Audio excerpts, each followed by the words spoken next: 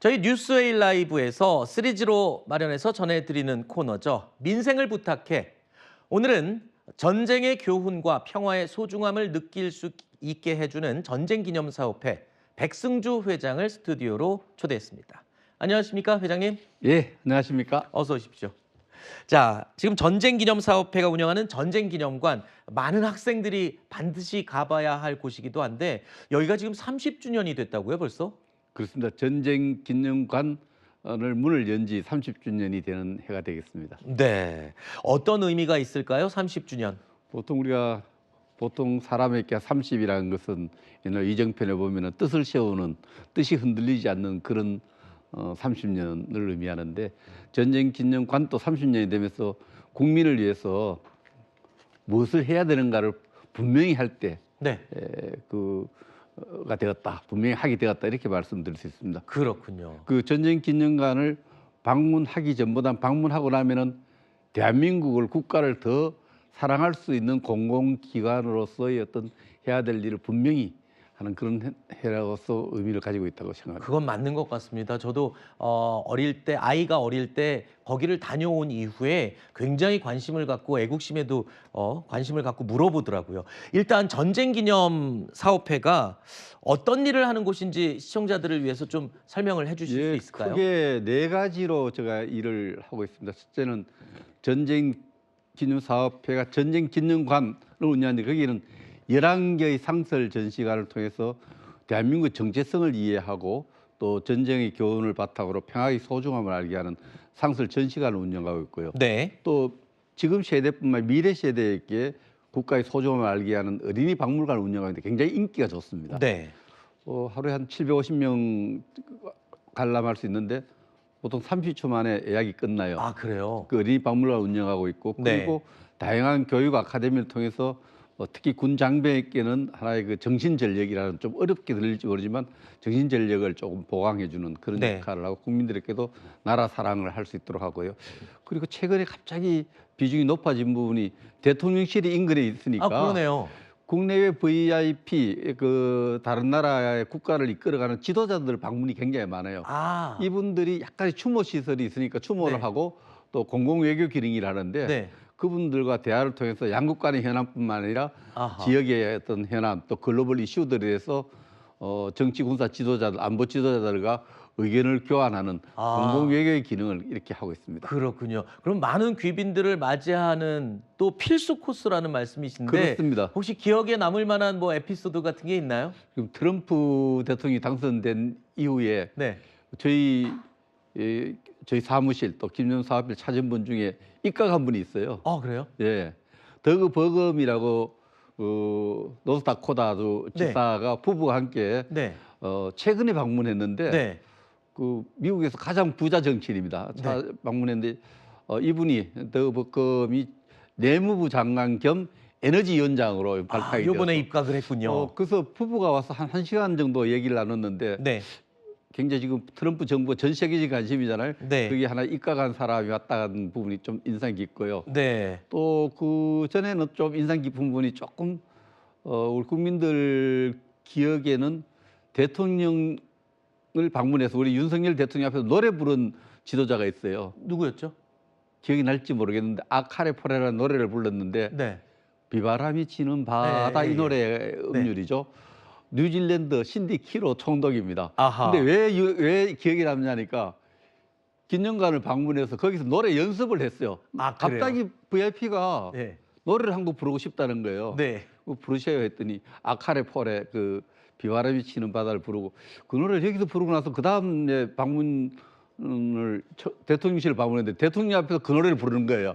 아이고 전쟁 기념관 노래 연습장으로 이용했구나 이런 생각이 들었고요. 알겠습니다. 그리고 청소년들한테 먼저 행사 때문에 우리가 좀 여러 가지 자연대 못했던 그 잼버리 행사 때 갑자기 새로운 대안을 마련해야 될 때 그래서 서울로 왔었죠 그때. 서울 왔는데 전쟁 기념관을 많이 왔어요. 특히 영국에 왔을 때 그 청소년들하고 재미있게 지냈던 그 시간이 좀 저한테 굉장히 VIP로 남습니다. 알겠습니다. 아까 방문한 VIP 중에 트럼프 정부 내각으로 입각한 사람도 소개를 해주셨는데 지금 안 그래도 이제 오는 1월이면은 트럼프 2기가 시작이 됩니다만 지금 안보 문제, 경제 문제 이슈가 많습니다. 전쟁기념사업회 회장으로 봤을 때 어떤 문제가 가장 지금 트럼프 행정부 새로 출범하면 우리가 좀 관심을 가져야 될까요? 우리 국민들이 가장 걱정하는 부분은 안보 분야에 관해서 그렇겠죠, 아무래도. 선거 캠페인 기간 동안에 트럼프가 무서운 이야기를 많이 했죠. 맞아요. 방위 분담금을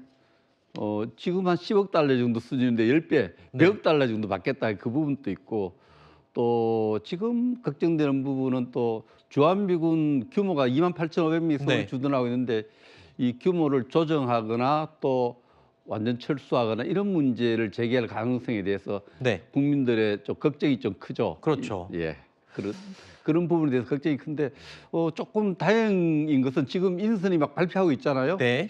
그래서 원내 경력이 많은 루비오 플로리다주 상원의원 같은 경우에는 그 쿠바 문제를 많이 다루어서 그렇지 네. 북한 인권 문제에 대해서는 우리 윤석열 정부와 우리 국민과 생각이 똑같아요. 북한 인권에 대해 굉장히 강경한 입장을 갖고 있는 네. 그리고 왈츠 안보보좌관 일상적으로 트럼프 대통령과 대화를 왈츠도 네. 북한 인권 문제에 관심이 많아서 우리 정부가 맥을 같이 하는데 네. 문재인 헥셰스 그 국방부 장관 내정자가 네. 조금 해외 미군 기지 문제, 우리나라뿐만 아니라 독일이라든지 일본 이런 부분에서 좀 부정적이고 지금까지 42살의 젊은 그 중령 출신의 국방부 장관 내정자가 네. 거의 실현 수준의 국방부 변화를 추구할 가능성이 많은데 이 부분에 네. 대해서 우리가 잘 조율해야 될 숙제가 있고요. 네. 걱정이 좀 많이 되죠. 그렇죠. 그런데 이럴 때일수록 우리가 우리의 전략적 위상이 높아져 있으니까 네. 자신감을 갖고 의연하게 해야 됩니다. 네. 전쟁기념사업회에서도 트럼프 이 새 정부와의 교류 역할을 좀 해주실 수 있을까요? 공공외교를 하다 보면 미국의 많은 그 원내 지도자, 의회 지도자든지 안보 관련 지도자든지 정치 지도자들이 오니까 네. 대화할 시간이 많습니다. 그때 네. 지금까지 해왔지만 폭넓게 대한민국 입장을 전달하고 그 대화를 통해서 좀 한미 관계를 좀 더 강화하는데 도움을 줘왔고 또 그렇게 해야 되는 것이 제 임무라 생각합니다. 네. 앞서 저희 뉴스에일 라이브 1부에서도 지금 북한과 러시아가 아주 초밀착 관계를 유지하는 부분을 언급하기도 했었는데 글쎄요, 회장님이 보실 때 지금 더더욱 우리가 또 미국과의 동맹 관계를 더욱 강화해야 될 때로 보이거든요. 어떻게 보고 계세요, 지금 상황을? 북한과 러시아의 군사적 밀착에 대해서는 지금 루비오 미 국무부 내정자가 악의 동맹 수준으로 이렇게 굉장히 비난하는 입장을 갖고 있기 때문에 국제사회가 이 부분에 대해 굉장히 부정적으로 보고 있기 때문에 우리가 국제 연대를 통해서 이 지금 단기적으로 그 동맹 관계에 대해서 새로운 협력 관계에 대해서 비판하는 입장을 뭐 앞장서서 끌어가야 되고요. 그러나 푸틴 또 52년생이에요. 푸틴 정권이 영원할 것처럼 영원하지 않습니다. 푸틴 정권이 끝나면 이 자체가 지금의 협력 관계가 저는 급속하게 약화되거나 소멸될 거라 생각합니다. 왜냐하면 60년대 해방 이후에 동맹을 했는데 96년대 동맹이 깨졌거든요. 네. 러시아가 필요한 것은 여러 가지 경공이라 또 우리 공업 선진국이 우리 대한민국과 협력이 필요한 부분이기 때문에 장기적으로는 현재 지금 북한의 러시아의 밀착 관계가 빨리 소멸될 수 있는 여건을 만들어야 된다 생각합니다. 알겠습니다. 자, 그리고 최근에 중남미를 방문하셨어요. 그런데 성과를 보니까 콜롬비아와 멕시코, 파나마를 돌아다니시면서 6.25 참전 관련 자료들을 수집하셨다고 그러는데 그럼 이거를 이제 전쟁기념관에서 우리가 볼 수 있게 되는 건가요? 우리 국민들이 정확하게 잘 모르는 부분이 멕시칸이라 그러죠. 멕시코 사람을 멕시칸들이 미국 국적 내지는 멕시코 국적을 갖고 10만 명 이상이 전쟁에 참전했어요.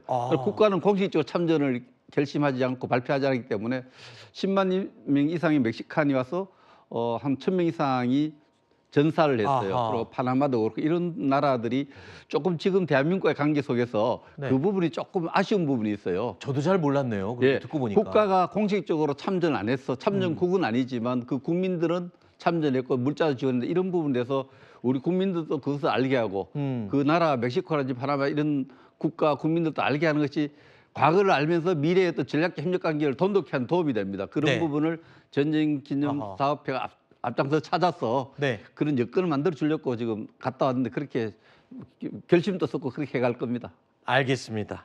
자, 지금까지 전쟁기념사업회 백승주 회장님과 이야기 나눠봤습니다. 오늘 나와주셔서 감사합니다. 예, 감사합니다.